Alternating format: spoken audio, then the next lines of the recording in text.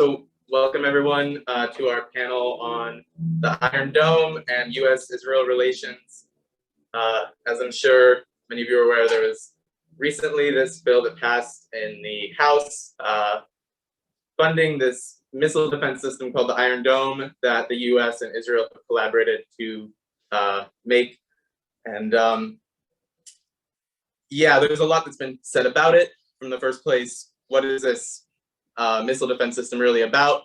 But then also, what are like the political maneuvers that have happened within Congress and within the government to add this $1 billion in extra funding to this system? Because for the past decade, it's been funded to the tune of 1.7 billion. So this increase is pretty significant. So we hope to get into that and to get into also the so-called progressive accept Palestine politics that have really come to the fore with this bill, because as some of you may be aware, Alexandria Ocasio-Cortez, who publicly said that the bill should be opposed, voted present, not no, and changed it at the last minute to present. So we want to get into all of that. And our first speaker is going to be Ryan Costello from United Against War and Militarism. So, yeah. Thanks, Chance.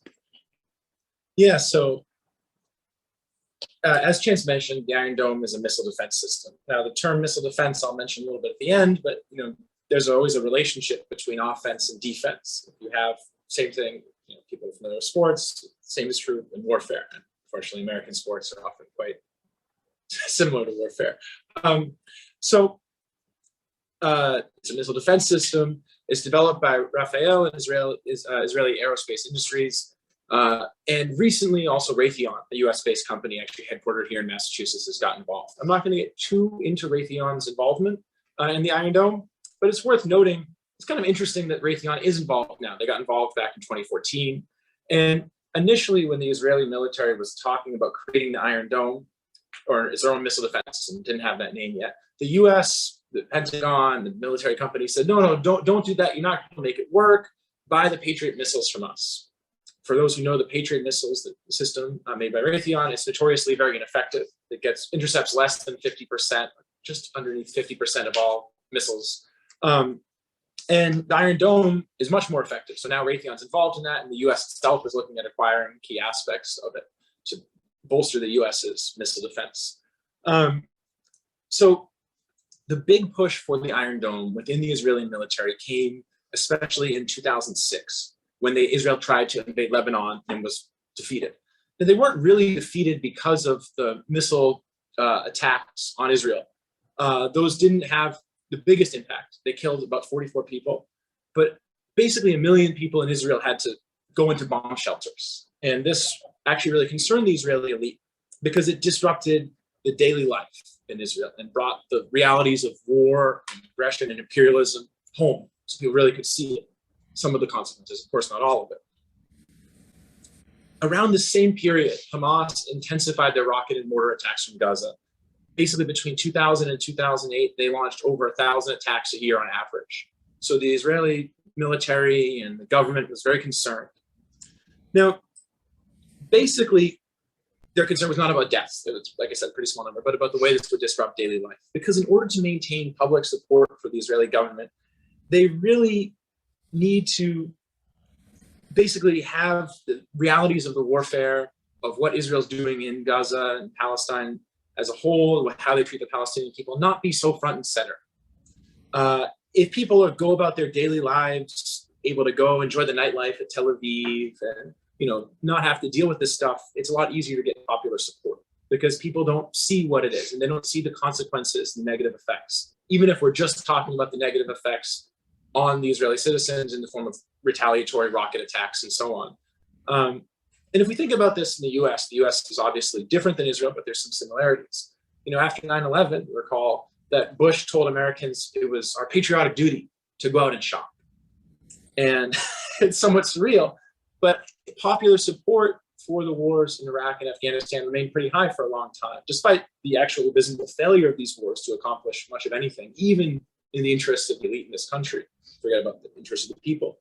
Because the horrors of those wars weren't really shown on television. We didn't see them, of course, in our daily lives here.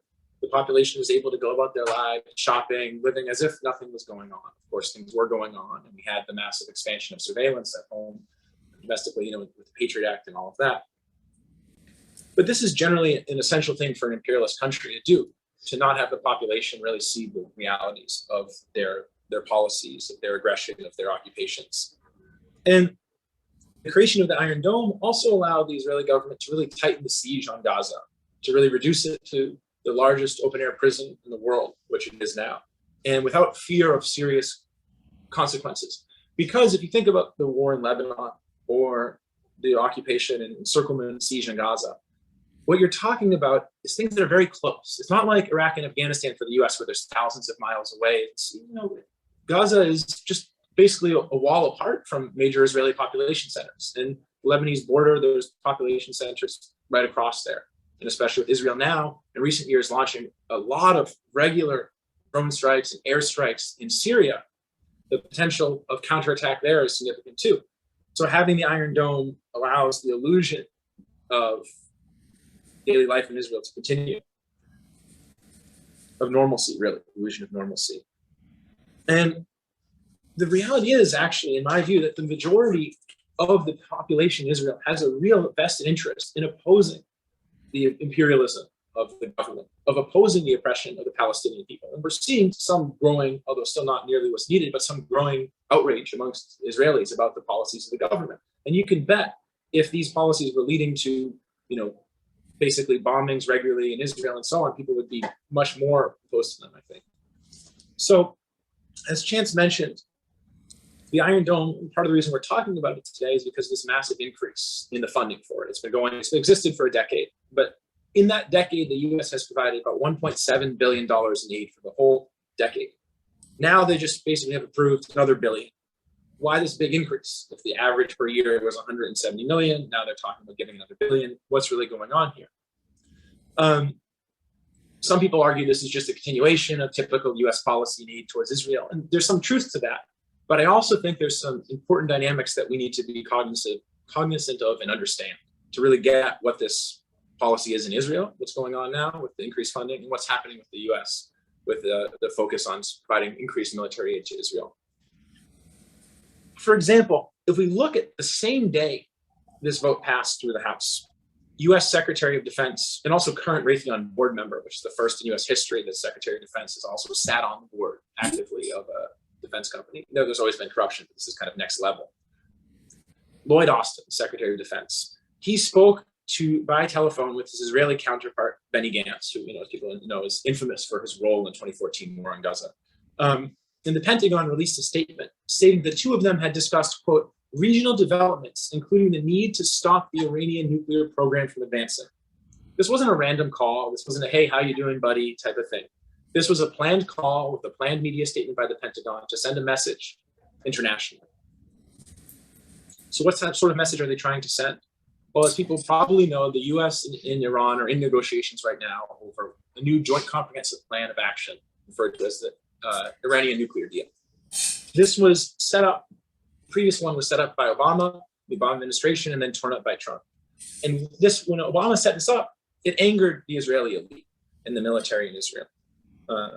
Because it basically allowed Iran to eventually develop nuclear weapons a few decades down the line unless a new deal was negotiated. And, this deal, it was an imperialist deal, actually, by the US. It was an attempt to really try to co-opt certain members of the Iranian elite, to bring them into the US and European sphere of influence, but also to appease the US allies in the EU. Because people may not be familiar with it, but a large number of European companies invest heavily, and did invest heavily in Iran. It's harder now with the sanctions and everything. For example, car engines for BMWs and Volkswagens are made in Iran. Many of them made by Afghan refugees who have fled to Iran and are treated pretty poorly there. French oil and gas ventures to the tunes of billions of dollars of French investment were going on in Iran when this deal was signed. So when the US cut this off, when Trump ripped it up, a lot of people were upset, in European capitalists, really. And since that deal was ripped up, Iran has signed major economic and military agreements with China, actually to tunes of hundreds of billions of dollars. And basically allowing Chinese companies to come in and invest in key industries that European companies had previously invested in, as well as other aligned countries. And In this situation, actually, the US has much less leverage than it did before when negotiating for the new nuclear deal, because they can't say, well, if you want funding and investment from Europe, then you need to sign this deal because Iran is getting a lot of it from China. But this stuff with this pressure right now with the Iron Dome funding is not just an idle threat. It's not just a mere kind of instance of subterfuge of the US trying to kind of create some leverage and push Iran to go along with this new nuclear deal. There is, I think, a very real possibility that Israel will go to war with Iran in the relatively short term. You know, amongst the IDF, the view has always been, it is not a question of if, but when Israel will go to war with Iran. And the key thing has been, in their view, that they need to prevent Iran from acquiring nuclear weapons, and they'll go to war over that. And they've said as much repeatedly publicly. And I don't think they're just bluffing. And they need this new funding for the Iron Dome because if they go to war with Iran, they will face drone strikes and missile attacks and bombings on a scale that they haven't seen before, and without significantly bolstering their missile defense system. This isn't a few thousand rockets from Gaza, from handheld equipment. This is fighting an advanced and sophisticated military force. So I think that's one of the major driving factors.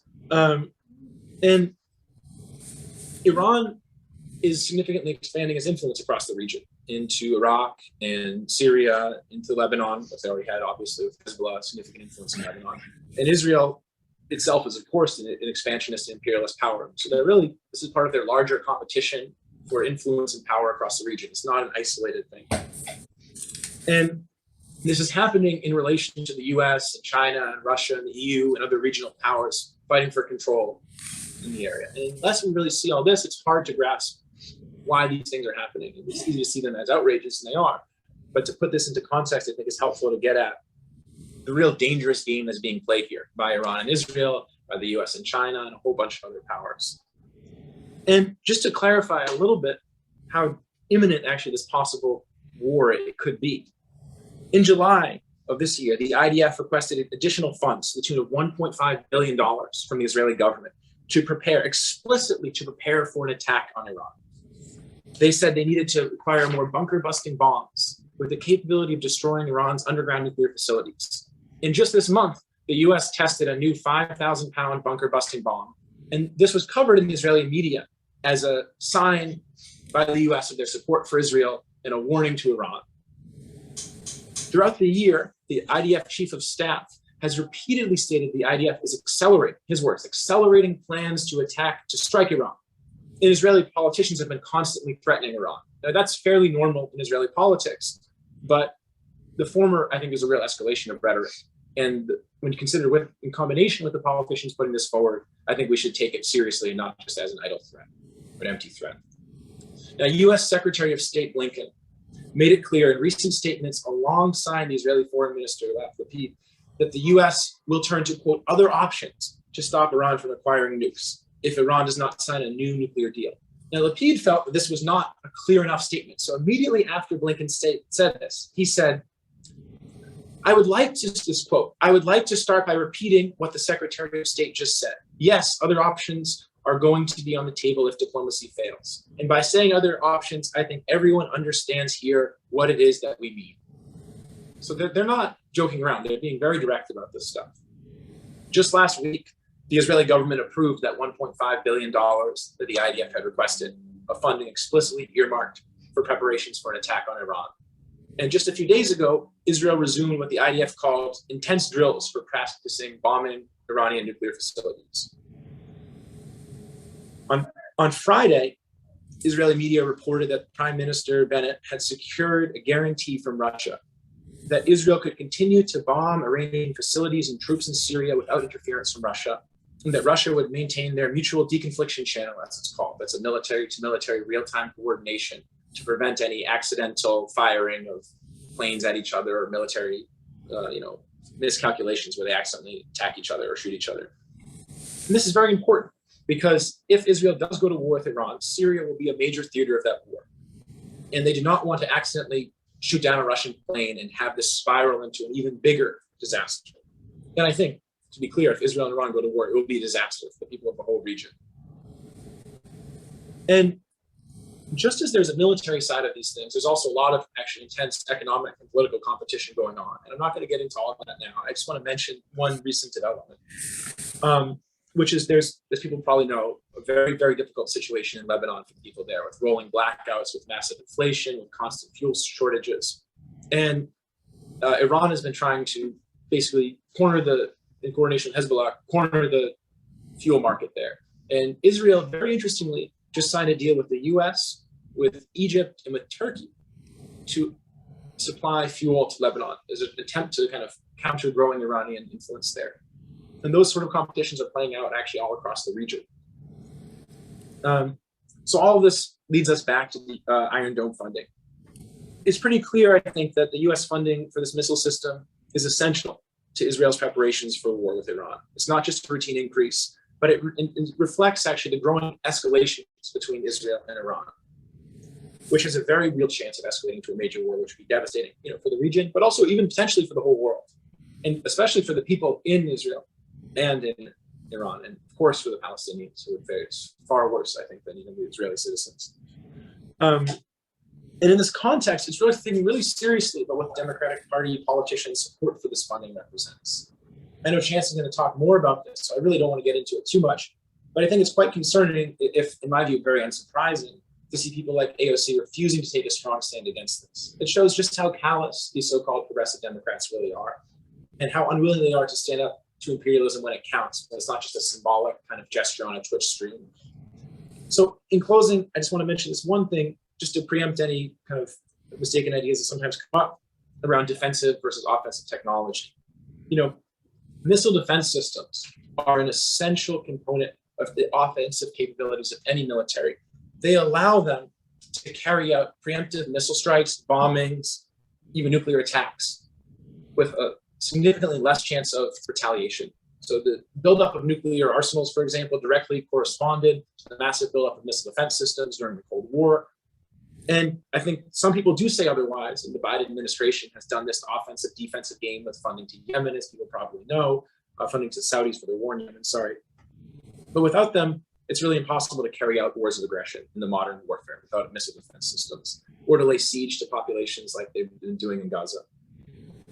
So thank you all so much. I hope I've clarified a little bit about this sale and why I see it as very, very dangerous.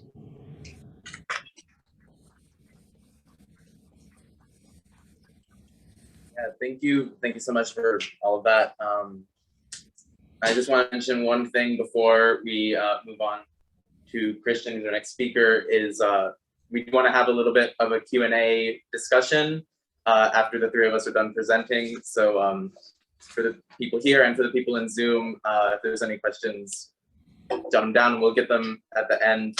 Hopefully have some good discussion off of that. But yeah, Christian Sorensen, author of Understanding War Industry. So take it away. Thank you. Thank you, Ryan. Thank you, Chance. Thank you, Chase. Mass Peace Action. Thank you to all of you. So I'm going to talk about the U.S. war industry and the role that plays. So the U.S. ruling class deploys the troops around the world for three main reasons. Number one is to ensure the free flow of natural resources out of the global south and primarily into the hands of multinational corporations.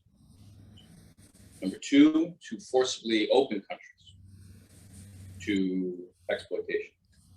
So those two sort of tie hand in hand. And the latter has to do with installing client regimes, enforcing neoliberal economic policies that push everything from government into the market. And the third reason why the US ruling class deploys the troops around the world is because war is big business. So if you picture a triangle, the infamous military-industrial congressional complex. One side is the US military establishment.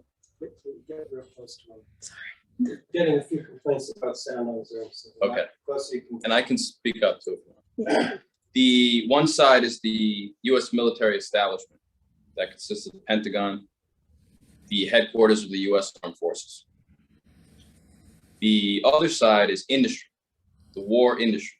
These are the corporations that develop, market, and sell goods and services to the US military establishment and to US intelligence agencies and to allied capitalist regimes around the world, which we will get into. And the third side is Capitol Hill, primarily Congress. Congress's job is to pass legislation favorable to the permanent warfare state. So there are a few corporations, war corporations, that dominate the war industry, the US war industry. And you must know them. These are the bad guys. Lockheed Martin, Boeing, Raytheon, Northrop Grumman, General Dynamics, those are the big five. Then you have L3 Harris, Textron, SAIC, CACI, which is CACI. The last two do a lot of intelligence work. And intelligence is mostly on computers these days. It is not some 50-year-old man in an alley with a trench coat, cloak and daggers type stuff that you see in Hollywood, or Jason Bourne or James Bond. It's nothing like that. It is mostly people sitting stateside in the United States on computers. And that's why, one of the reasons why the US war industry is able to take over a lot of that stuff. And we can get into that if you want. So SAIC, CACI, Booz Allen Hamilton, which you've heard of, PAE, KBR, which became very famous during the initial stages of the 2003 invasion and occupation of Iraq, Amentum, General Electric, Honeywell, Accenture, AECOM, and Jacobs. AECOM and Jacobs are large project management and engineering firms that have, in the last 5 years, taken over. They just see where the money is. And the money these days is in US military and intelligence. That's where the big government funding are. So they basically go where the money is, like all corporations. So what is this corporate mentality? In order to ascend to the top of the corporate world, one must put profit over people. That is a given. One must also shun empathy, shun mutual aid, and embrace ruthless competition, deception, and particularly exploitation of the workers. The workers, as you know, create the profit, and the ruling class takes the profit. The ruling class being the executives at a given corporation and Wall Street. And Congress, to the extent that they can be considered the ruling class, because Congress people come and go. And yeah, there was a study in 2013, I believe, and a few newspapers covered it. The Telegraph over in the UK covered it, and their title was one in 5 CEOs are psychopaths. Study finds. yeah, it's messed up. And that was just in Fortune 500 companies, just big, large corporations, multinational corporations. Now, one can argue that in the war industry in specific, that ratio is probably a lot worse. It's probably 2 out of 5, 3 out of 5. I mean, this is horrible, horrible stuff. Raytheon, which Ryan has mentioned, is one of the largest war corporations in the United States, one of the largest in the world. It's right up there with Lockheed Martin and Boeing in terms of annual profits. Raytheon has a huge presence in Massachusetts. Its headquarters are up in Waltham, but it has many other locations in Massachusetts, including right over the Charles over in Cambridge. One of their most advanced units is Raytheon BBN, and they do a lot of computer work over there, a lot of software, a lot of hardware, and a lot of that stuff ends up being consumed by US intelligence agencies. So Raytheon is broken down into 4 different administrative units. They call them business segments. These are not hard lines. They are just 4 groups, easy for Raytheon executives to administer. They are missiles and defense, They are Pratt & Whitney. Pratt & Whitney does engines, aircraft engines mostly. Collins Aerospace, which does a lot of avionics and parts for aircraft. And Intelligence in Space does a lot of hardware and software for intelligence and a lot of space activities. Some of the Massachusetts locations are Andover, Marlborough, and Tewksbury. Those are missiles and defense locations. And Tucson, Arizona is the big missile location. If there's a Raytheon missile, it is usually manufactured all or entirely in Tucson, Arizona. Pratt & Whitney is down in East Hartford, Connecticut. Collins Aerospace is all over the place, but mostly in the contracts. I study the Pentagon's contracts, which come out every day, 5 p.m. Eastern, every duty day, 5 p.m. Eastern. And that's where I get most of the information that I write about. Cedar Rapids, Iowa is where Collins Aerospace has its large plant. And then there's Raytheon Intelligence and Space, which is all over the place, including in Woburn, Massachusetts. But there are units in Aurora, Colorado, McKinney, Texas. McKinney, Texas works on a lot of the visual systems that go on the bottom of aircraft and drones. So if there's a drone strike, it's usually a General Atomics drone, a US drone strike. It's usually a General Atomics drone, an MQ-9 Reaper drone. Reaper is what the Pentagon names it. It is technically a General Atomics product, but there are a lot of different corporations that produce goods and services for that platform. And so Raytheon in McKinney, Texas produces a lot of the eyes of the drone, basically. So I bring that up in part because corporations in the war industry cooperate a lot. They cooperate in lobbying and corrupting Capitol Hill through campaign finance as well. And they cooperate in these platforms. So if it's a General Atomics drone, yeah, it's a General Atomics drone. General Atomics assembles most of it, usually in Poway, California, in Southern California. But there are a lot of other corporations that, a different corporation will do the engine. I think it's Honeywell on that drone. Raytheon will do some of the eyes on the bottom of the drone. Then Raytheon, Boeing, and Lockheed Martin will make the bombs, the missiles. So it's a collaborative product on all those. So when one corporation gets a contract for anything, for a ship, for a land vehicle, for a drone, they all salivate because they all know, hey, we can then provide goods and services and sell more goods and services to the Pentagon. And then if that drone or that land vehicle or whatever gets sold to a foreign country, then they can sell to that foreign country as well. So it's all big game. It's really all just big business.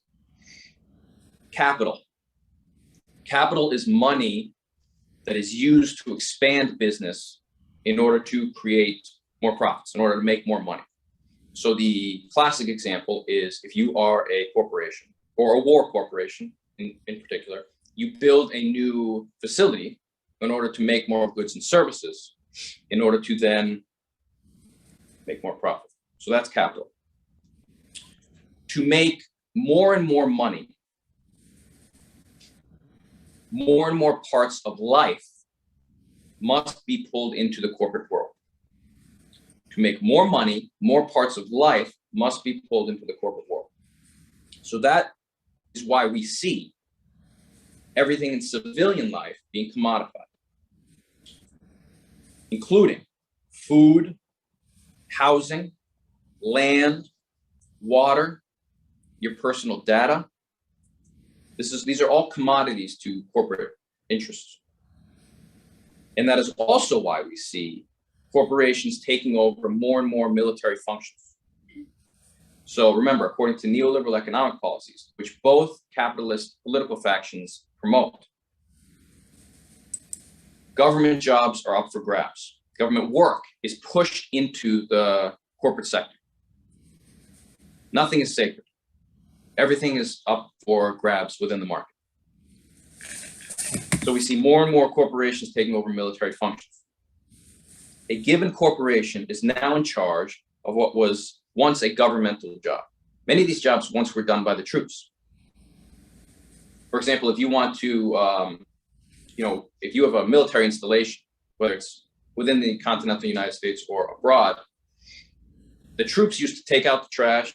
They used to plow the airfield. If you're up in Alaska, for example, they used to do light maintenance and repair on the grounds. They used to mow the lawn, that type of stuff. Increasingly, even that stuff is now in the corporate world. corporations now offer what they call base operations support services. And so even the stuff that the little stuff that the troops used to do is now up for grabs. So a given corporation now in charge, what was once a governmental job, needs to get a layer of profit out of the tax. To obtain that profit, the corporation ends up charging a lot, cutting jobs, automating, polluting, reducing labor protections, or all of the above. This is true for industries across the board, but in particular the war industry. There are many different military functions that are now in corporate hands. I mentioned base operations support services, but there are tons of other military functions, including, but not limited to, propaganda, public relations, program management, audit and finance, transportation, training, prepositioned stock, cataloging and maintaining it. Prepositioned stock is materiel that is overseas at locations around the world that the Pentagon can then access in the event of a crisis or increased war tempo, any of that stuff. That's all in corporate hands. Corporations look after that stuff.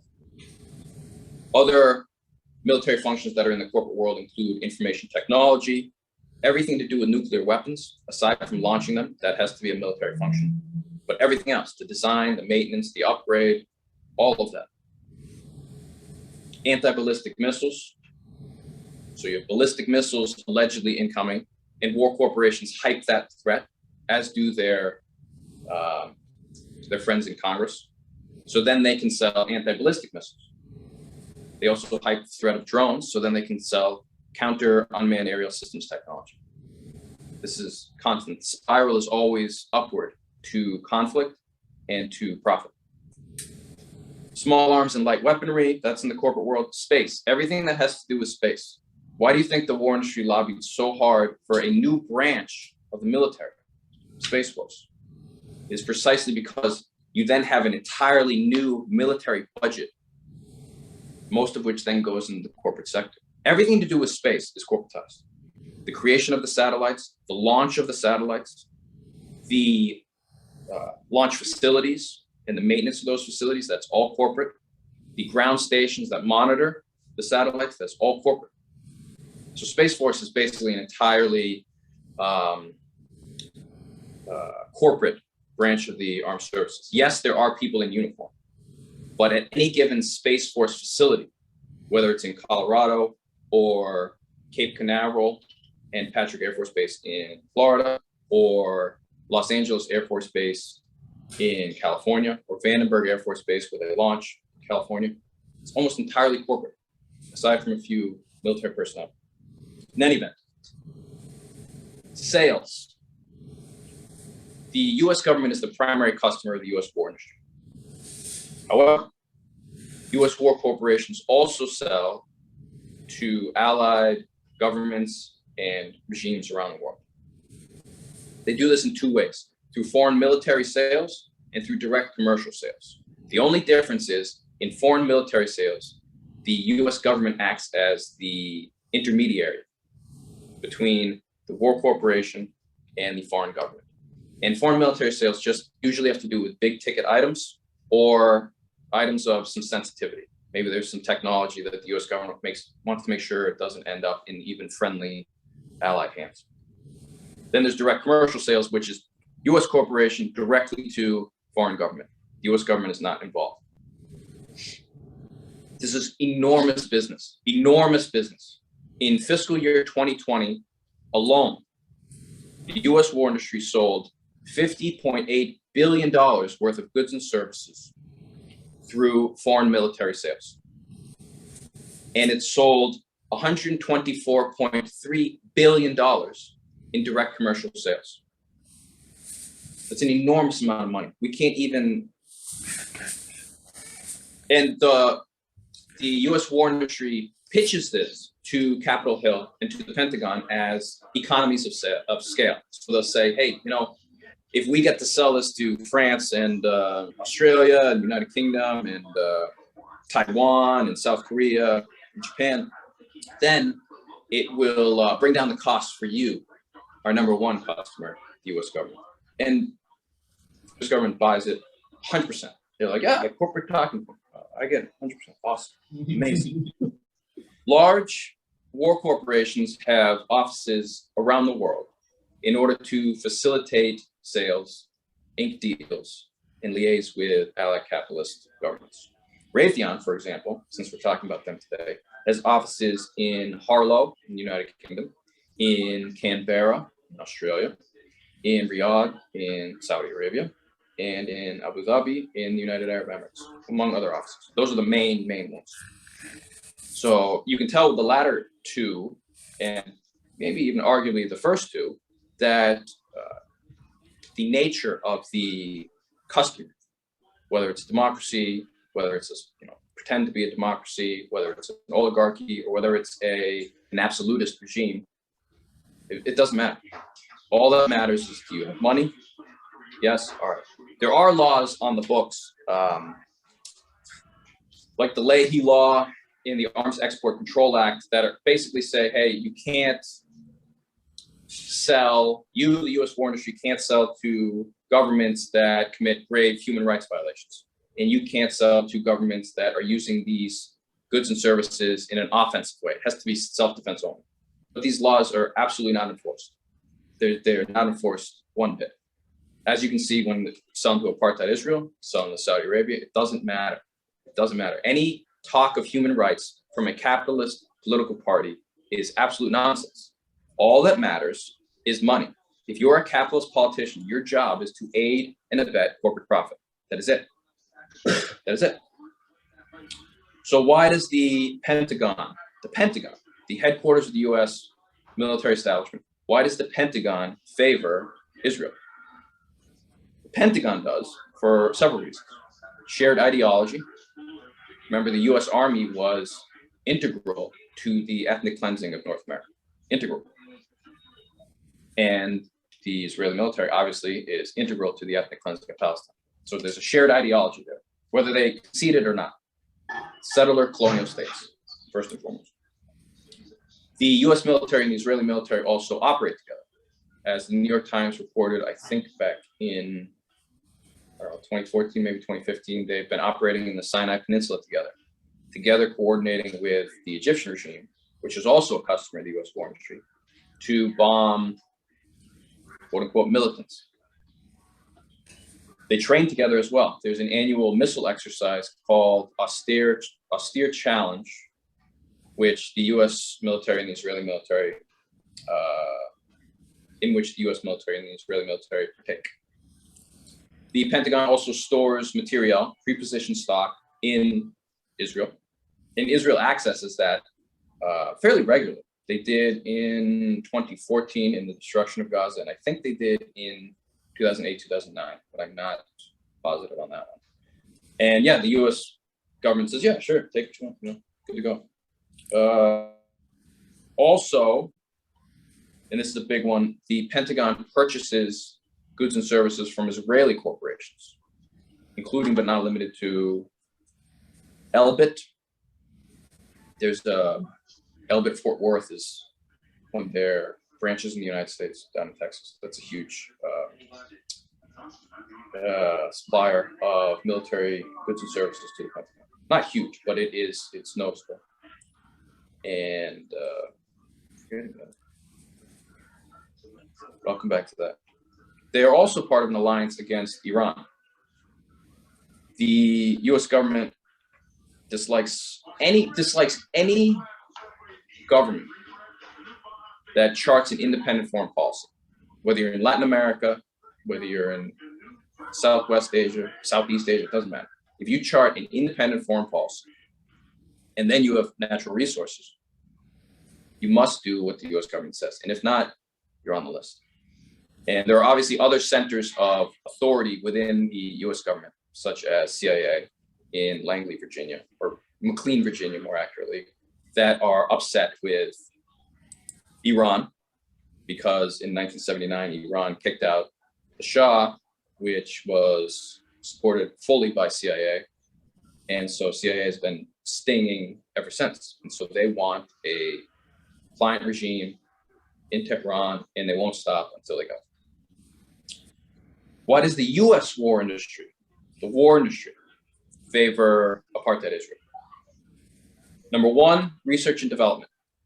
US war corporations and Israeli war corporations, they research and develop together. Sometimes they form joint ventures. Number two, a proving ground. The US war industry views Palestine and surrounding Arab countries as a proving ground. Israel uses US military, US war industry, goods and services against Arabs.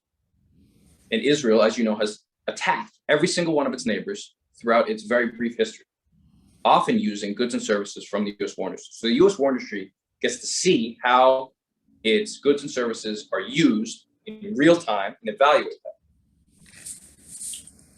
Israel has attacked Lebanon, it's attacked Syria, it has attacked Jordan, it has attacked Iraq, it has attacked Egypt, it has attacked Sudan, and on and on and on. So the US war industry loves this. Arab life, human life, means nothing, absolutely nothing to an executive sitting in a corporate boardroom in Northern Virginia, making millions off of war. I mean, human life means absolutely nothing to them. If you remember anything, remember that. It means absolutely nothing to them. It means nothing to somebody sitting in Wall Street. Absolutely nothing. Israel gets $3.8 billion every year, US tax dollars, every year Israel gets. They're supposed to then use that money to purchase from the US war industry. So it is an indirect transfer. Congress says, here, have 3.8 billion US tax dollars. Gives to Israel. Israel then says, okay, thank you. And according to the agreement, which was signed under Barack Obama in, I don't remember the year. It was towards 16? Okay. Towards the end of his tenure. Yeah, they signed a new deal. And according to that one, all of that money has to eventually be used to purchase from the US war industry. In the previous deal, there was a large percent of that money that has to go to the US war industry. Now, all that has to go to the US war industry. And I don't know when that stipulation comes into effect. That stipulation might not come into effect until 2020 or 2022. But either way, a huge chunk of that 3.8 billion goes from US taxpayers to the apartheid state and then back into the US war industry. It's an indirect transfer. So the US war industry loves Israel in that regard. And also, lastly, they lobby together. If you're a congressperson and you're sitting in your office, you get lobbying and campaign finance from the US war industry and the Israeli lobby. And these two are very hard to turn down. It's no secret how to corrupt Congress. Congress goes where the money is. And if you are organized and you have finances, Congress is at your beck and call. It does not exist by and for the American people. It never has. It responds to the ruling class. So they lobby together. Whether the issue is Iran or anything, they lobby together. And lastly, Israel uses a few Raytheon products, more than a few. Some of the big ones are surface-to-air missiles, air-to-air missiles, and anti-tank missiles. There's something called, TOW, tube-launched, optically tracked, wire-guided missiles, something like that. And it's an anti-tank missile system, but Israel uses it on anything. And US troops do as well. I think it was used in, for example, the Battle of Fallujah, the second Battle of Fallujah. I think they used it to destroy walls. So in any event, that's what I have to contribute today, but I'm happy to answer any more questions in the Q&A. Thank you.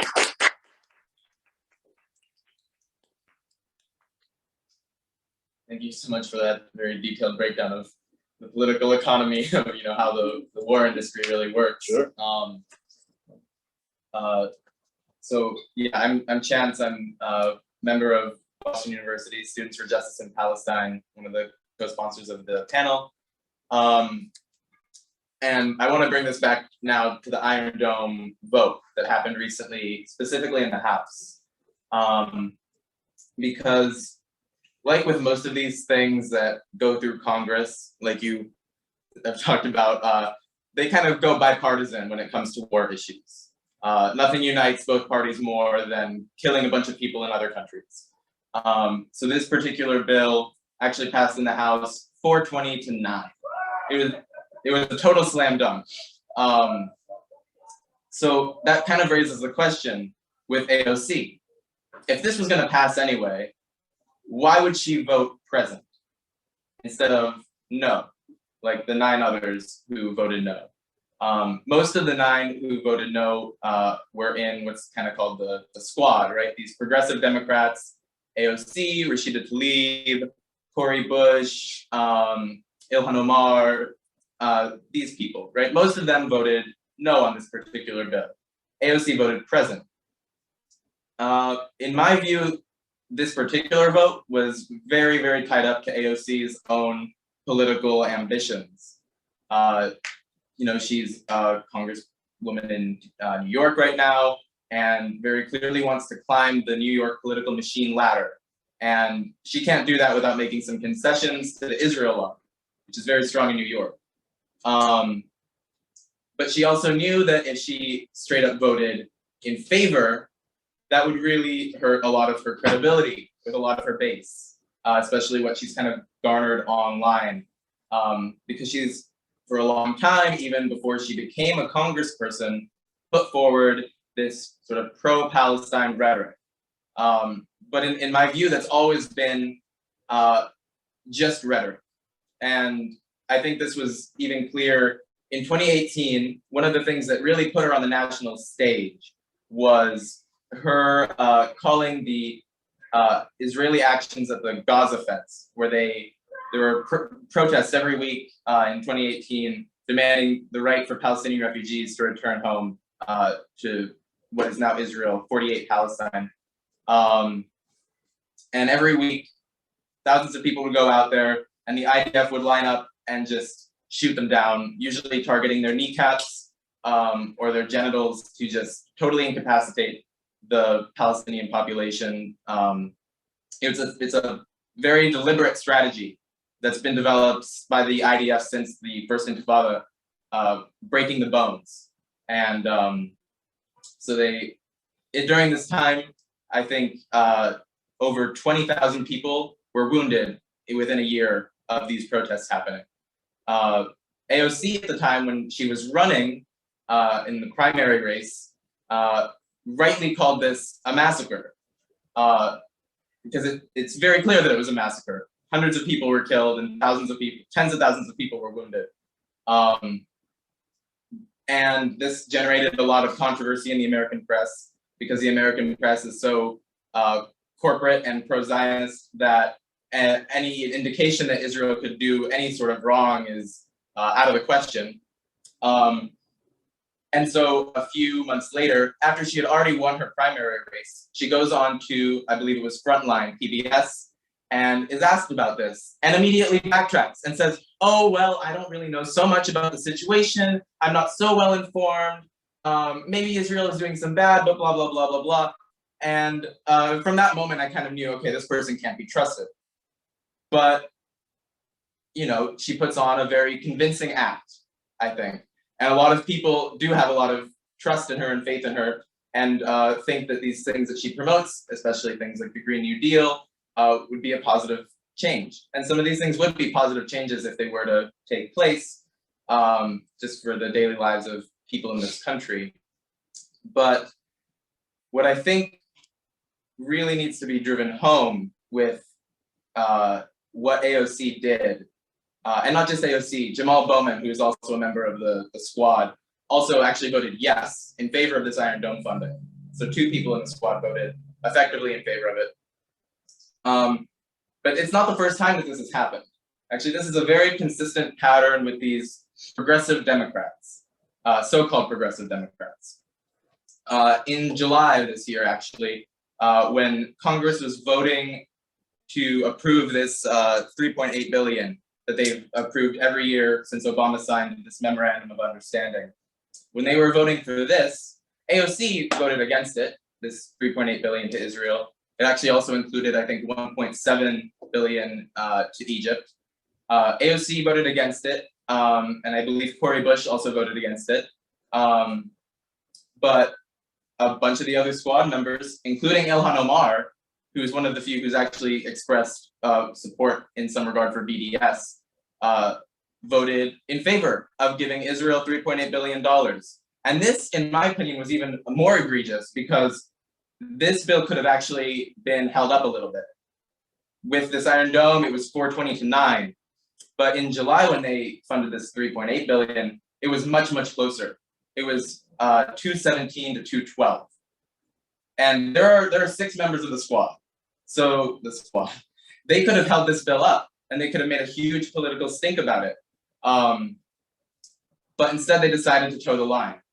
And this didn't make as much of a big splash in the media, but I think it was even more disastrous for the Palestinian people and really shows how paper thin the progressiveness of these politicians really is, where they can spend, remember, this is July.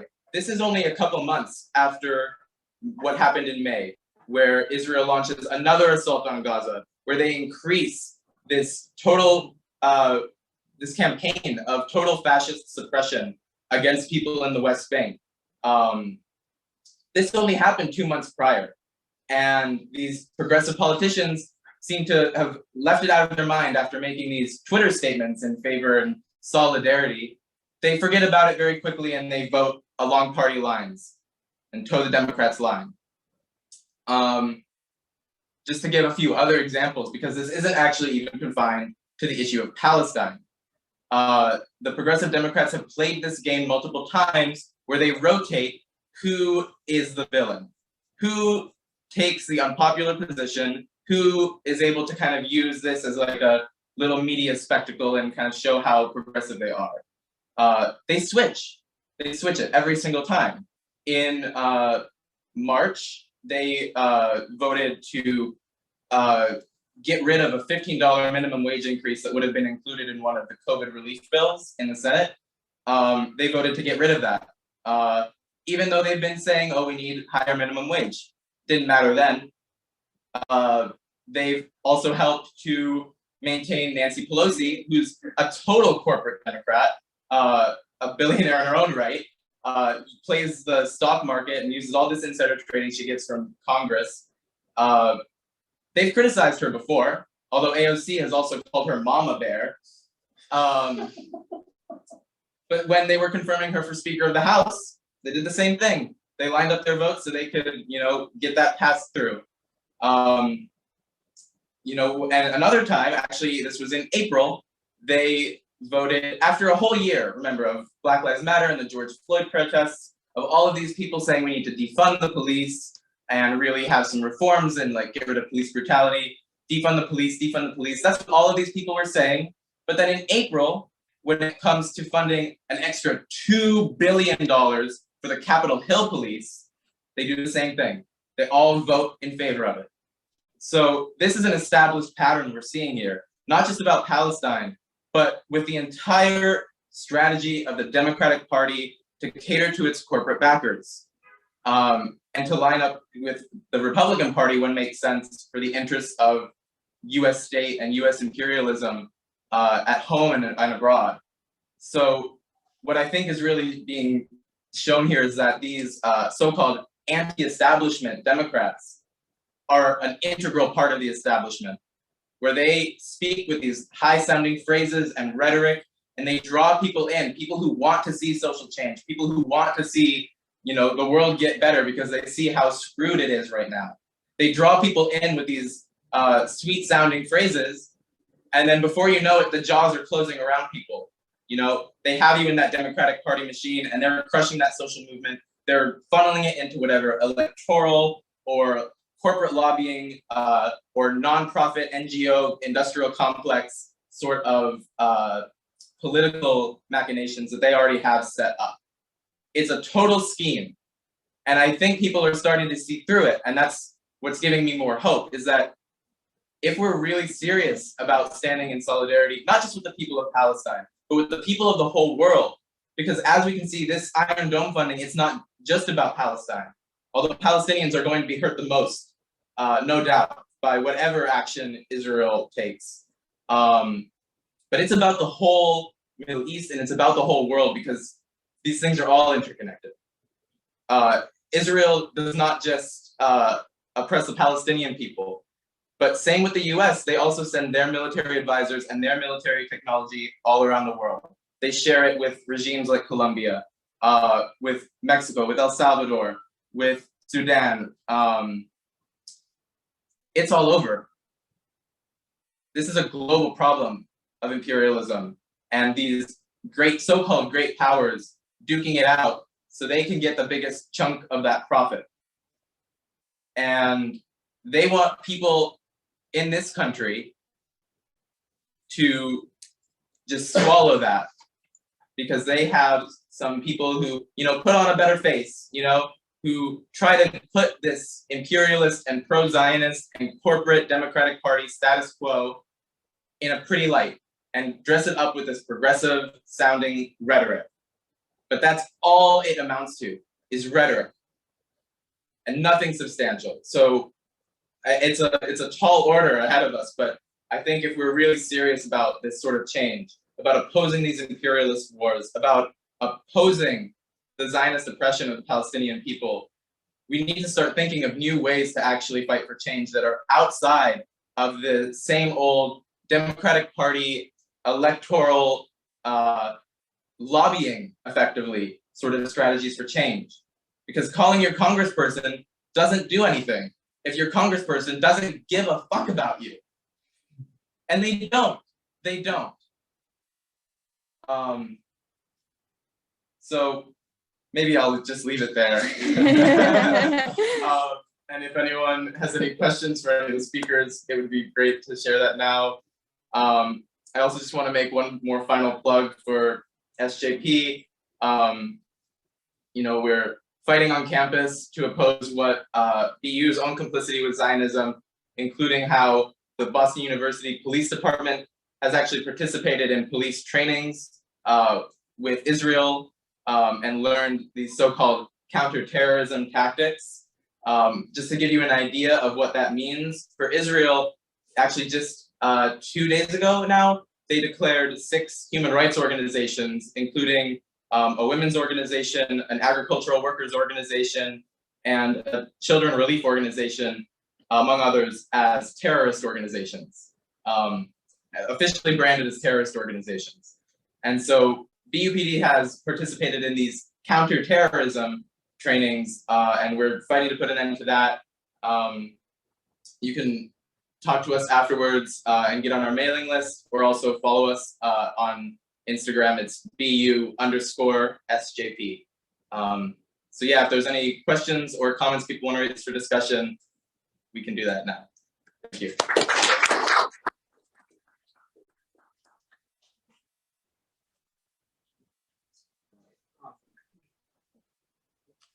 We got some on Zoom, but look, why don't we see if there's some here first? Yeah. Sure.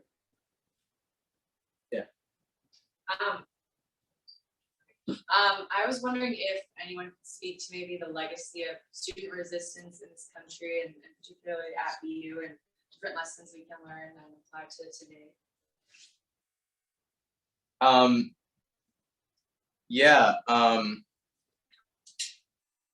So I don't know the full history of student resistance here at BU, but I can speak a little bit about the anti-apartheid struggle that happened in the 80s against South African apartheid.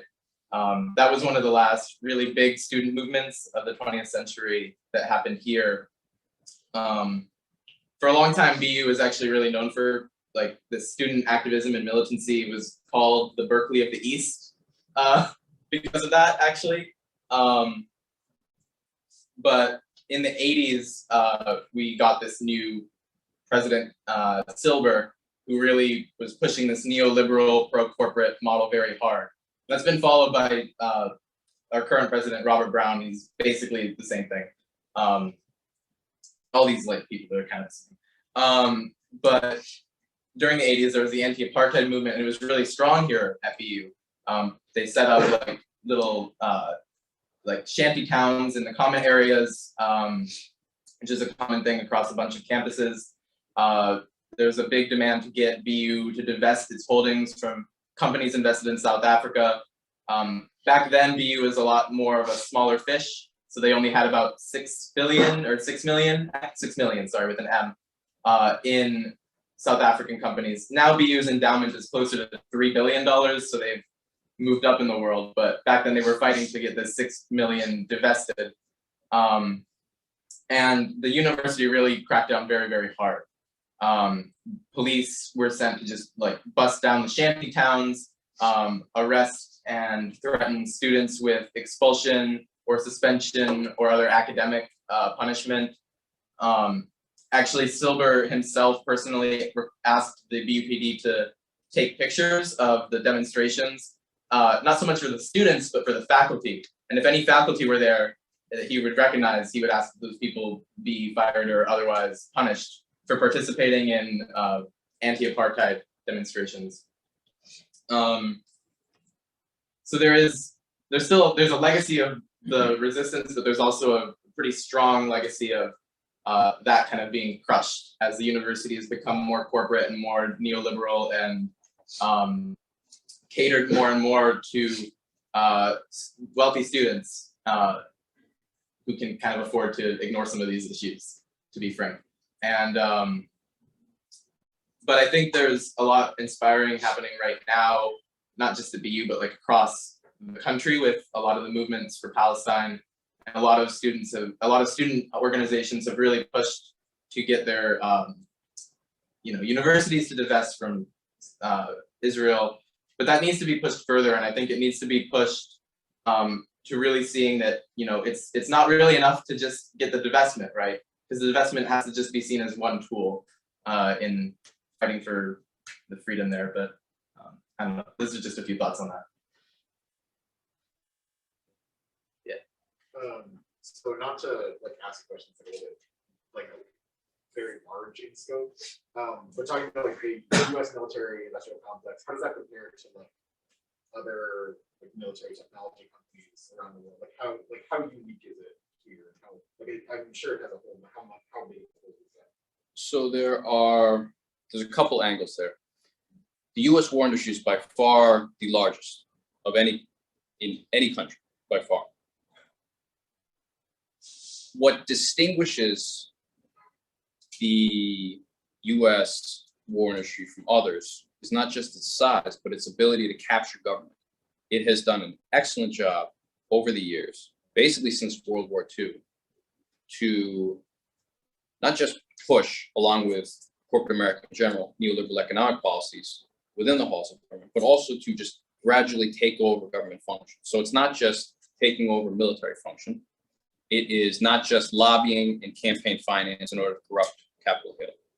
It is also to spread facilities around the country in order to then play the jobs card with constituencies. So you can say, if you're a congressperson running in, I don't know, Colorado's 6th congressional district, yeah, you might be confined through lobbying and campaign finance, but you're also confined by the jobs card.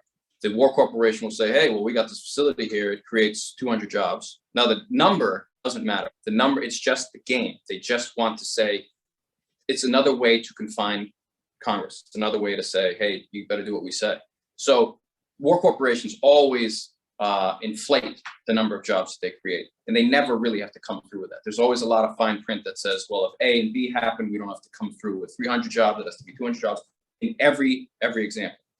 So there's that. There's also the push and the pull. The push and the pull is, we are a war corporation. We want to control more of the Pentagon. So what do? We find ways to get our former executives into the high-ranking civilian positions in the Pentagon. So those used to be filled back in the day, let's say during the Vietnam War, with career civil servants, Undersecretary of Defense for Policy, Undersecretary of Defense for Acquisition and Sustainment. There are dozens of these offices in the Pentagon. But these are the main decision-making headquarters within the U.S. military establishment. These days, the people who occupy those offices are increasingly not career civil servants. They are executives, former executives, who go from the war industry into the Pentagon, serve for a couple years, and then they go back into the war industry, sometimes in their old war corporation, sometimes in a new war corporation. And they leverage the knowledge that they gained on the inside for further corporate profit. And while they're inside, they push policy that doesn't help anybody except for corporate America. So that's the push. The pull is they keep an eye on the 3- and 4-star generals and admirals who are about to retire, and then they offer them an enormous amount of money to come and work as lobbyists or on the board of directors or as vice presidents of different or presidents of different business segments. And they leverage the knowledge of the general or the admiral towards profit. And so if you're a general or an admiral, a 3- or 4-star, you put in 30 years and you retire from the US military, you get an annual retirement stipend of over $100,000. That is not enough for you somehow. You then need to go into the war industry, sit on the board of Lockheed Martin, and make another 150, 200,000 a year, sometimes more and more and more. And so there's this is part of the notorious revolving door. So that's sort of the context from the United States. Other countries, including Western quote unquote democracies, have their own war industries to contend with. But it's usually a handful of companies. It is not these monsters, as well as many, many, many hundreds of mid-size and then many small businesses, quote unquote, that sustain this enormous industrial capacity. So the United Kingdom has BAE Systems, it has Rolls-Royce, France has Thales, it has Safran. There are a few in Sweden and Norway. There are a few in Belgium, a few in the Netherlands, but nothing of this size and scale. And even if you look at the official enemies of the day, Russia and China, it's nothing to compare. It's absolutely nothing to compare in terms of size, in terms of industrial base, in terms of political power and corruption of their respective capitals, Moscow and Beijing. It's nothing. It's absolutely nothing. Russia, for all its boogeyman, they're going to come and get us these days. It has an economy the size of Italy, arguably the size, actually not arguably, in fact, smaller than California's GDP, Russia. And it has a decrepit military in many, many respects. That has nothing to take away from the Russian people, or it's not to harm Russia as I speak, but it's just saying it's nothing compared to the size and scope of the U.S. war industry. China either. I mean, so yeah, hope that answers your question. Sorry, and you guys can respond. Yeah, just to add to the situation in the U.S., we live in a pretty weird country, I think. It's been the most powerful empire in the world, at least since the end of World War II, and came out of World War I in a very favorable position. So for really over 100 years, going back 100 years or so, we can say, the U.S. it was already a powerful empire before World War I, but came out of that in a very favorable position, waited to join the war till the end. That has a big impact in the culture, in the corporate world, which was bad before with Carnegie and others, but got a lot worse after that. And there's an incredible level of corruption in the military-industrial complex. I mean, people have probably seen some of the exposés of $8,000 coffee cups that are supposed to be heated to keep the coffee warm for the pilots, which is, I just drink their coffee beforehand, but whatever. Okay, then the coffee cup, if you drop it, it breaks. It's not even a little, not from here, just like it falls apart, it's super flimsy, huge amount of waste at every level. And so actually it's so decadent, it's even a problem from the military sometimes because they need the technologies to work sometimes, especially if they want to fight World War III, or you see in Afghanistan how much the corruption. And I'm not saying it would have been good if the US military was capable of conquering Afghanistan. But for the military's interest, they did want to conquer Afghanistan, extract the trillions of dollars of mineral wealth for corporate America, set up a stable client state. But the level of corruption in every single sector of the military and military-industrial complex is so high they couldn't pull that off. The idiocy, too, of real imperial hubris and arrogance. And it has an impact on the culture, but also has an impact on the people here. Because basically, Trump wasn't unique in not paying taxes. The ruling class, they don't pay taxes by and large. The corporations, they don't pay taxes. They often get tax money back. So it's the common people, especially the working class, but also the middle class in this country, who pay taxes, 1/3 of every paycheck or more. And then the future generations who are having this debt burden put on them. And now we're seeing the inflationary impact of that with them monetizing debt, printing money basically to keep the banks and big corporate America, big corporations going. So all of that is very much tied up with this, just how much of our overall social surplus is poured into these military expenditures. And yeah, I think it is unparalleled. I completely agree, and anywhere in the world.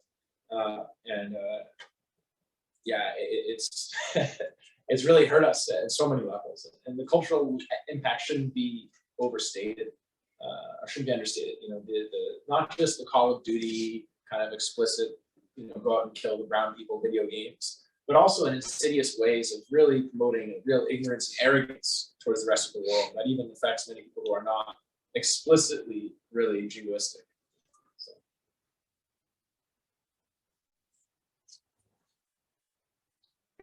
To maybe my efforts. I was just gonna ask, what is your opinion of, and do you think that the US's military capabilities are growing alongside the expenditures in spending, in military spending?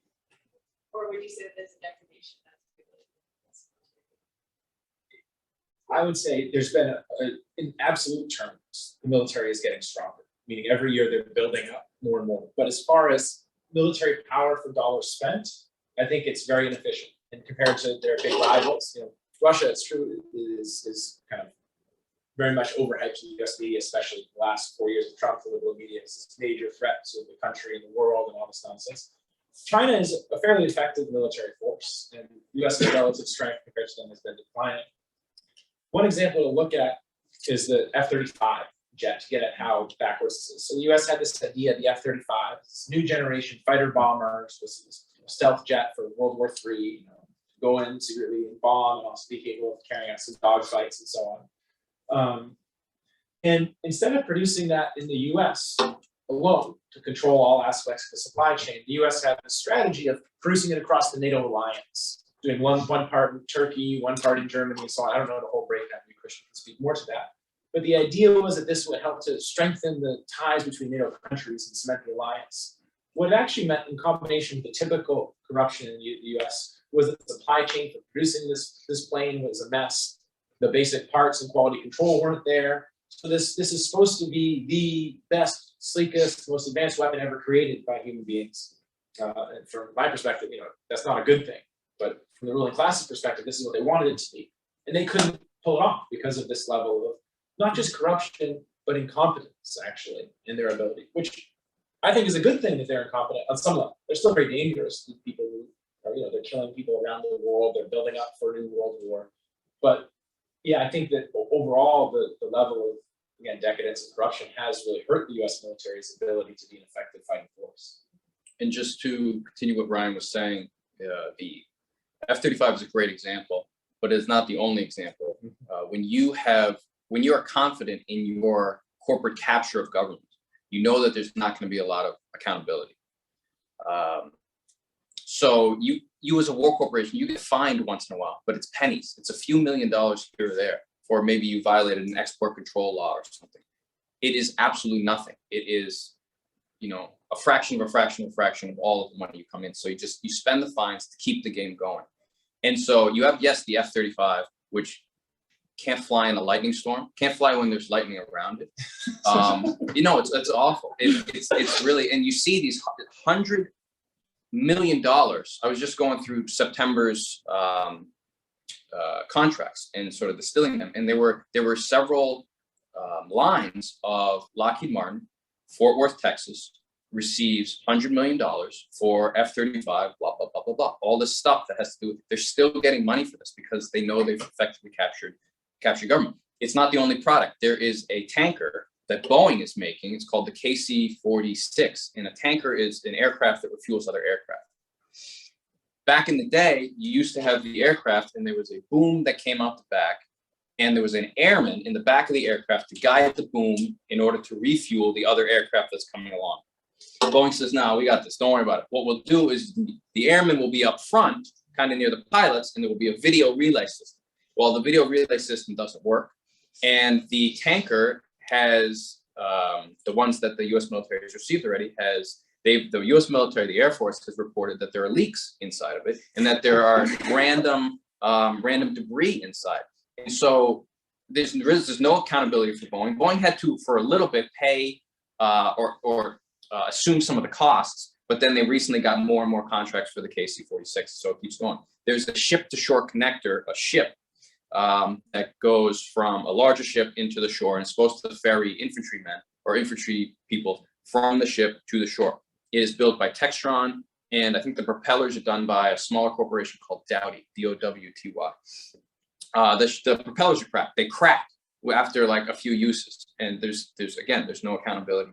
There is the new version, the new aircraft carriers that are created by several companies. One of them is Huntington Ingalls, but back in the day on previous aircraft carriers, if you wanted to launch an aircraft off of the aircraft carrier, they use steam. So there are these steam turbines that have these basically launch the aircraft. Okay, and they also arrest the aircraft. When you're coming in, it's the same process, kind of reverse. This has been tried and true, it works, but General Atomics, which was part of the conglomerate that is building the new aircraft carrier, says, no, what we're gonna do is we're gonna do this new electromagnetic thing.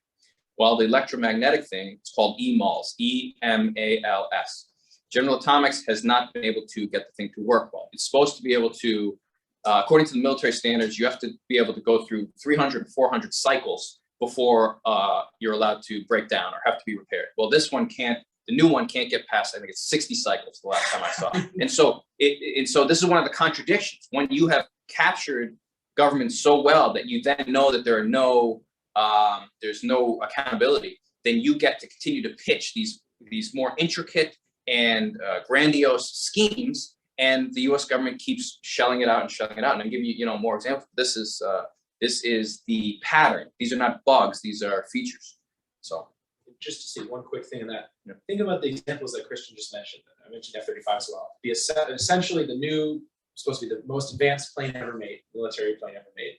Then in-air refueling, which is essential to U.S. and allied countries' combat operations around the world. Like the French campaign of imperial occupation, slaughter, and bombing in Mali, West Africa, could not be done without U.S. in-air refueling. This is not a secondary thing. This is essential for their basic operations.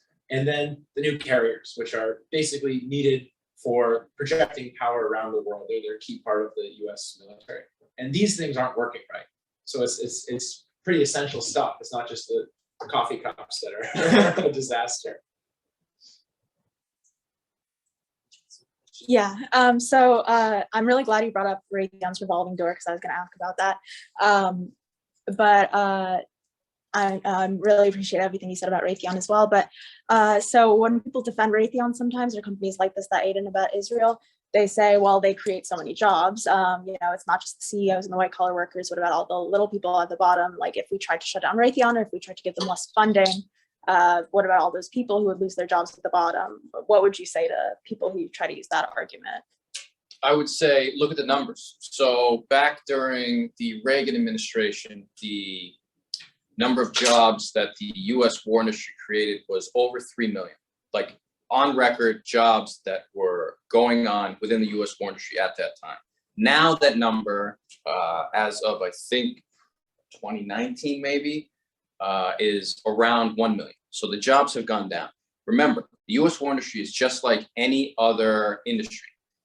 Corporations want to reduce costs as much as possible. And one of the ways they do that is to automate everything. So it's no different than the car industry or Silicon Valley to the extent that it can do that or anything like that. So they automate, and they export the jobs that they can. Capitalists don't have any borders. Multinational corporations go wherever labor is the cheapest. So if labor is the cheapest in northern Mexico and they can produce something in northern Mexico, then they will do that.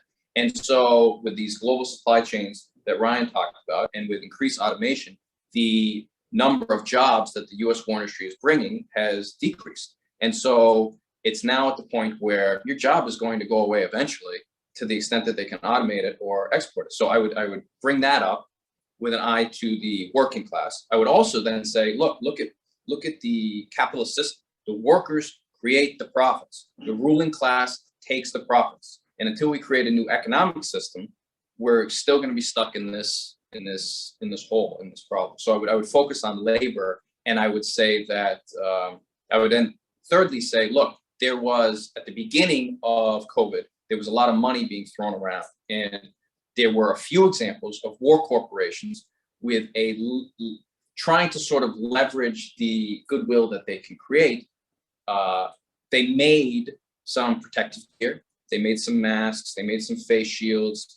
They used a fraction of their industrial capacity in order to produce non-war related goods and services. And they did it in the blink of an eye. So we can, if the public will is there, and if the congressional will is there, make, or rather convert, the war economy into a sustainable economy, or focus on healthcare, which creates more jobs, education, which creates more jobs, infrastructure, which creates more jobs. So we can do it. So don't let them say, oh, jobs this, jobs that, and don't let them say, oh, we got to keep going because the war industry produces jobs. Say, no, we can. There are many other industries that create more jobs, healthier jobs, better jobs, and don't pollute like the U.S. war industry does. So, Ryan, do you want to? I would just add to that, I really agree. Like, I think we're kind of indoctrinated in this country to kind of think that the way things are right now is the way things always have been and always will be. But like you were saying, like, it's labor that creates everything. And the people who work, they're creating everything. All the buildings we live in, all the cars we drive, when we take the tea, everything there, it only works because people are working on it. And this idea that we need these war industry jobs in order to kind of keep that employment rate there, it's only there because the idea of the ruling class is we need to have an imperialist foreign policy. We need to have, this is how we need to maintain our profits. That's what they care about. But there's a lot of other things that people could be working on and doing, and things that are actually beneficial to society. Look around just in Boston. The tea is falling apart. The roads are falling apart. Everything is falling apart.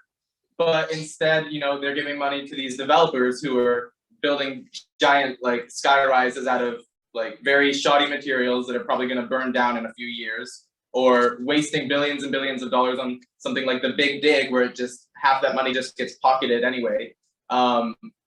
So I think the big reason that argument is so convincing to so many people is because there's a lack of people really thinking and imagining what a better world would look like, and really trying to organize for that, right? Because as long as we accept this current system that we have, then yeah, it makes sense. All we can really do is, vote for maybe the lesser evil. But the lesser evil, you're still voting for someone who's evil, and so as long as we're trapped within that confine, those arguments are convincing. But when we start to think, hey, maybe we can build a better society, one where the working class doesn't just have all the things that they create robbed from them, one where the ruling class doesn't just see them as either labor to be exploited or bodies to be sent onto the front lines of the next war. If we think that's all that society can be, it's easy to get pessimistic, but we need to start thinking, I think, of new ways, and new worlds. That's really well said, both of you. And maybe I'll respond. I agree with basically everything you both said. I'll respond a slightly different way, which is let's think about the logic of the argument being made, actually. People say that, and it's a common thing to hear. I think part of the reason the CIA and others in the military didn't like Trump so much was sometimes he was just too explicit about the imperial logic, the capitalist logic of the system we live in. He'd just say it like it was. Not that he was a good guy, he was terrible, but he just didn't have that nice rhetorical way of making people feel warm and fuzzy inside while bombs and drone strikes were happening, like Obama did. And Trump, he was on an interview with 60 Minutes talking about the war in Yemen and what arms sales in particular to the Saudis. UAE should have been added too, because they were doing just as much as the Saudis, but they didn't talk in this interview. And he said, you know what I don't want to do? I don't want to stop those sales because the jobs. So think about the argument. In Yemen, there's 20 million people roughly starving to death out of a population of 30 million before the war. And so in order for there to be jobs in this country, 20 million people have to starve to death in Yemen. So like the bombs, we need to keep selling the bombs that are killing children, and literally school buses full of children, and people in hospitals, and people at weddings, and when they go out to mourn their relatives or have a funeral, they're being bombed and killed there. That's what we need for jobs. I mean, if people really are unable to think beyond that, and probably Trump he can't, I'm not so surprised by that. But if people in general in this country can't think beyond that sort of logic, that's the only way we can have jobs, then we're in a tough situation. But I know most people can get beyond that, and it just takes really breaking it down for them, I think. The points you two made both really hit the nail on the head, because look at how much there is that needs to be done. There's a lot of jobs to be done. We don't have to be making new nuclear bombs or bunker busting missiles or white phosphorus and all this horrible stuff. Maybe if there's a question from Zoom or something. A question from Zoom. Okay, so on the Israel votes, they're asking Chance, what was the bill passed in July granting 3.8 billion to Israel again? And I'll actually combine two questions about Israel's funding, if I could. Second one is from Michael Hoey. Is the 1 billion for the Iron Dome in addition to the 5 billion that was guaranteed in the 2016 agreement, or is it just an acceleration of the $500 million a year in that agreement? Yeah, so it is an additional 1 billion. So if you count the Iron Dome funding in addition to the basically 4 billion that they're getting from this yearly thing, yeah, they're getting 4.8 billion actually. So it is just another billion added on to there. The bill in particular, I'm not sure the exact name of the bill, but this is the same bill that they vote on every single year since 2016. That's because Obama signed this memorandum of understanding that said 38 billion to Israel over 10 years. But Congress does still have to vote on that every year, even though it's, it passes every time. This was the closest I think it's ever been to not passing. So yeah, that's what that is. Okay. Thank Let's you. see if there's anything else good in here. What can we anti-war activists do? I send out articles and videos all the time. This is Lorna Paisley. Do you have an opening statement I could use that might have an impact? I think she could take anything out of what you all have been saying, but is there anything in particular you want to give her as a There's a question that we face just broadly as the anti-war movement, which is we can see the anti-war movement, and similarly, although there's been some very promising recent developments in the movement in solidarity with the Palestinian struggle, are not where they need to be. And there's a need to really kind of grow these movements and quickly if we can. And people often point to the successes in the anti-war movement in the Vietnam era and the way that had a big impact in ending the war in the country more broadly. But I think to really make that sort of impact, we have to be willing to get out of our comfort zone. We have to be willing to get out of our established social circles, where people that generally we agree with, and go and talk to people who may not know so much about the situation, or who may know a little bit and agree to some extent but aren't involved right now. So it's a tough thing. I think sending out emails and other information to people is great. We also need to find creative ways to reach a big section of the population who aren't mobilized right now, who aren't coming out to events like this and protests and so on. And then we do have protests. There were some really big protests that were quite inspiring in support of the Palestinian people this past spring and early summer. But we need to find ways to sustain those, because too often in recent years in the US, we have these big protests that flare up. People come out, they're very passionate and interested in doing something, and then very quickly they die off.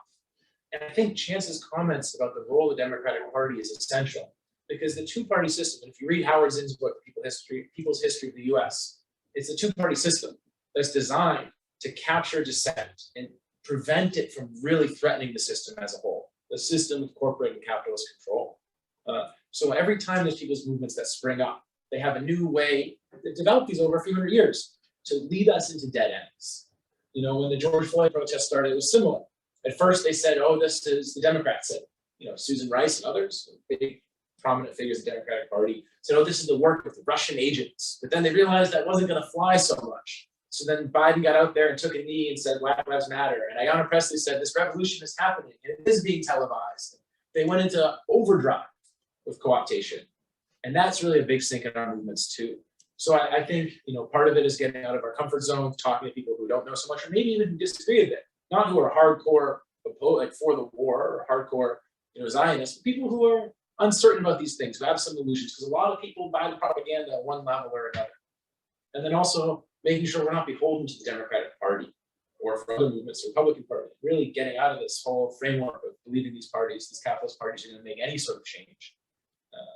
So, yeah. That's well said. Well, we could go on, but I think we've kind of covered a lot. I don't know. One other one? Yeah, other questions from the audience? Yeah. Yeah, I was kind of thinking about, well, kind of like talking about the war, like the war between Israel and Iran. And that kind of like being a disaster in the Middle East. I was hoping, I don't know, like, what do you all think? Like, some dynamics would be kind of like, maybe like that would play out, you know? Really, like, I don't know, like, Yeah. Like, Well, basically, you know, Iran has, okay, so the US war in Iraq was a total disaster. From the perspective of securing US corporate interests, I mean, a bunch of companies made a ton of money. But for example, the vast majority of oil production in Iraq is actually controlled one way or another by Chinese companies. And Iran has a huge amount of influence in Iraq, although that's waning because there's been a lot of anger domestically in Iraq about Iran's role there. But there's still a lot of influence Iran has. Basically, and Seymour Hersh has some good reporting on this because the US actually didn't understand the basic dynamics that was going on in Iraq, and they made it not so surprising. It's a pattern with US wars. They don't bother to learn about the countries when they invade them. Typical. They don't even speak like the right dialect of Yeah, Arabic. exactly. They Like, spoke like Egyptian Arabic and all this stuff, typical. But so Iran has invested at least $35 billion in capital export to Syria and Iraq over the last few years. And they have a lot of interest they've kind of secured in that area. And Israel is very worried about this and sees this as a major, basically fear of war. So not just there, also in Lebanon. So you can see Iranian influence, you know, all the way to the Mediterranean. And Israel and the IDF see this as basically casus belli, a justification for war. And so any sort of war between Iran and Israel would take place in Lebanon, would take place in Iraq, would take place in Syria, probably would take place in Jordan too, actually, to one degree or another.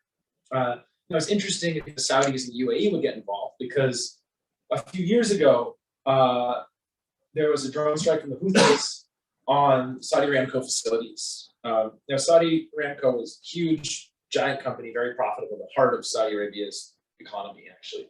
And its facilities are very concentrated, all in basically one location.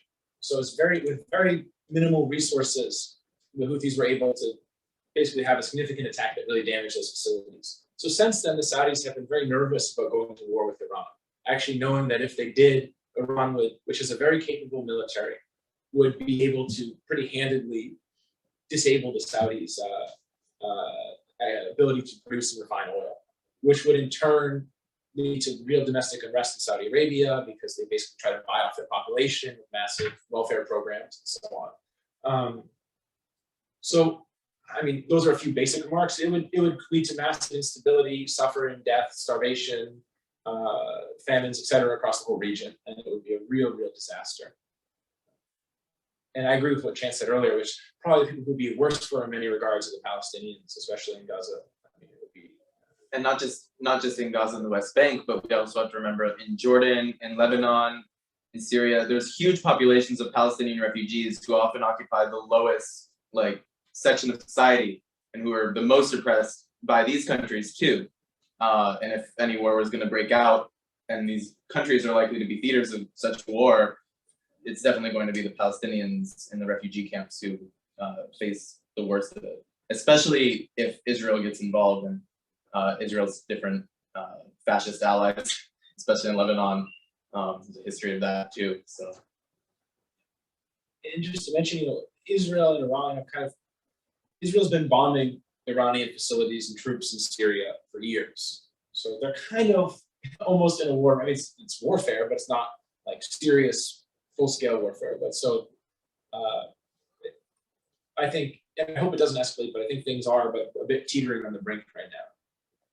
So you're depicting that a war between Israel and Iran would be more Israeli attempt to push back Iranian influence in these other countries rather than an attack on Iran's central oil and maybe nuclear facilities. Oh, I think basically that's what you're saying. That Iran's facilities, nuclear facilities, and oil and gas production would be Israel's first target. That would launch as best they can, and they may try to use F-35, so it might not work out so well. Bombing raids into Iran using bunker busting bombs to try to destroy Iranian nuclear facilities and destroy key aspects of Iranian industry. But the Iranian military is not stupid. They're very adept, as my impression, as a fighting force. The U.S., back in the early 2000s, did a big war game and showed initially the U.S. would probably lose to Iran in the war if they went toe-to-toe. So Iran has developed a series of military capabilities across the region, which would, in any war with Israel, be mobilized, I think. So it is possible Israel tries to launch a first strike and Iran has a measured response and cooler heads prevail, and they're able to not have it spiral out of control. But there's a real possibility if Israel launches the first strike, and I think, to be clear, Israel would be the ones launching the first strike, that Iran would respond, and that would quickly escalate across the region.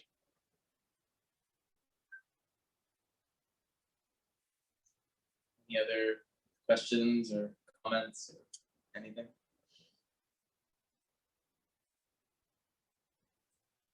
Great, cool. Yeah, thank you everyone for coming.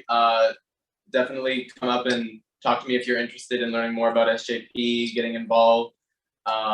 Thanks to Ryan and Christian for agreeing to speak today. And thanks everyone for coming. Yeah. Thank you.